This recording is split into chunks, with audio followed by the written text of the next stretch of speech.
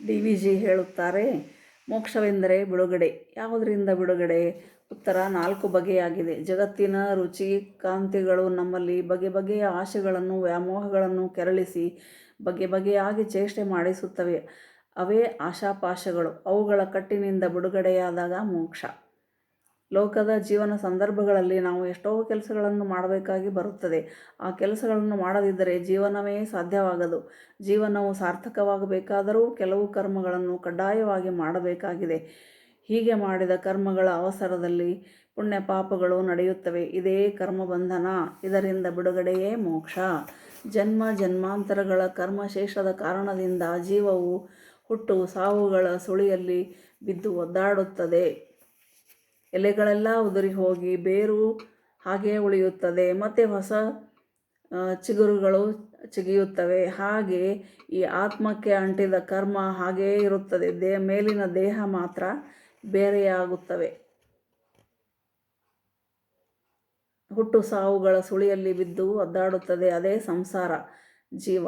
ಈ ಸಂಸಾರ ಸಾಗರದ ಸುಳಿಯಿಂದ ಬಿಡುಗಡೆಯಾದಾಗ ಮೋಕ್ಷ. ಲೋಕ ಜೀವನವು ಕಷ್ಟನಿಷ್ಠರಗಳಿಂದ ಭಾರವೆನಿಸುತ್ತದೆ. ದಾರಿದ್ರ್ಯ ಕಾರ್ಪಣ್ಯಗಳು ನೆಮ್ಮದಿ ಕೆಡಿಸಿ ಕಾಡಿಸುತ್ತವೆ. ಈ ಭಾರದ ಅನುಭವ ಹೋಗಿ ಬಾಳು ಹೂವಿನ ಹೊರೆ, ಹಗುರವಾದ ಹೊರೆ ಎಂದು ಮನಸ್ಸಿಗೆ ತೋರುವಂತಾದರೆ ಅದೇ ಬಿಡುಗಡೆ. ಜೀವಕ್ಕೆ ಕ್ಲೇಶಭಾರ ನಿವೃತ್ತಿಯಾದದ್ದೇ ಮೋಕ್ಷ. ಹೀಗೆ ಮೋಕ್ಷದಲ್ಲಿ 4 ಬಗೆಯ ಬಿಡುಗಡೆಗಳು ಸೇರಿವೆ. ಅದರಲ್ಲಿ ನನಗೆ ಮುಖ್ಯವೆನಿಸುವುದು 4ನೆಯದು, ಭಾರ ಸಂವೇದನೆಯಿಂದ ಬಿಡುಗಡೆ.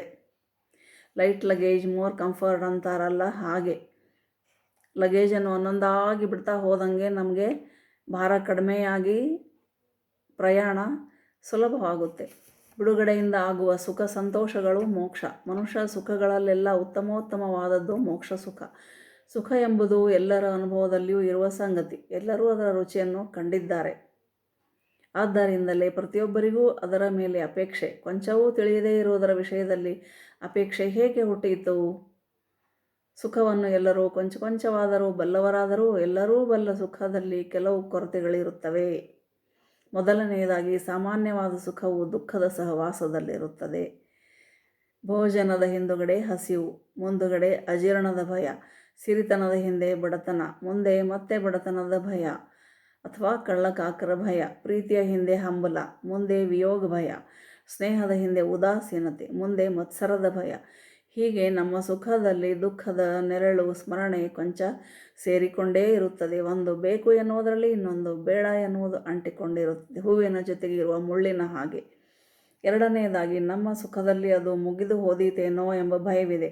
ಬಾದಾಮಿಯ ಹಲ್ವದ ಜ್ಞಾಪಕ ಬಂದಾಗ ಅದು ಬೇಕೆನಿಸುತ್ತದೆ. ಅದನ್ನು ಕಂಡಾಗ ಮೊದಲು ಒಂದು ಚೂರನ್ನು ನಾಲಿಗೆಯ ಮೇಲೆ ಇಟ್ಟುಕೊಳ್ಳಬೇಕೆನಿಸುತ್ತದೆ. ಹಾಗೆ ಇಟ್ಟುಕೊಂಡ ಮರುಕ್ಷಣವೇ ಅದು ಕರಗಿ ಹೋಗಲು ಮೊದಲಾಯಿತಲ್ಲ, ಇನ್ನೊಂದು ಚೂರು ಮತ್ತೊಂದು ಚೂರು ಬೇಕಲ್ಲ ಎನಿಸುತ್ತದೆ. ಮೂರನೆಯದಾಗಿ ನಮ್ಮ ಸುಖಗಳು ಇಂದ್ರಿಯಗಳನ್ನು ಆಶ್ರಯಿಸಿಕೊಂಡಿರುವಂಥವು. ಇಂದ್ರಿಯ ಎಂದರೆ ದೇಹದ ಅಂಗಾಂಗಗಳಲ್ಲಿರುವ ನಾನಾ ವಿಧದ ವೇದನಾ ಶಕ್ತಿಗಳು. ಹೀಗೆ ನಮ್ಮ ಸುಖಗಳು ದೇಹಾವಲಂಬಿಗಳು. ದೇಹವಾದರೂ ಮರಣಭೀತಿಯುಳ್ಳದ್ದು, ಅಶಾಶ್ವತವಾದದ್ದು. ನಾಲ್ಕನೆಯದಾಗಿ ಯಾವಾಗ ಸುಖವು ದೇಹವನ್ನು ಆಶ್ರಯಿಸಿಕೊಂಡದ್ದು ಎಂದಾಯಿತೋ ಆಗ ದೇಹದ ರೋಗ ರುಜಿನಗಳ ಚಿಂತೆ ನಮಗೆ ತಪ್ಪಿದ್ದಲ್ಲ. ನಾವು ಪಡುವ ಸುಖವೇ ರೋಗಕ್ಕೆ ದಾರಿ ಮಾಡಬಹುದು. ಮೃಷ್ಟಾನ್ನ ಭೋಜನವು ಅಜೀರ್ಣದಲ್ಲಿ ಪರ್ಯವಸಾನಗೊಳ್ಳಬಹುದು.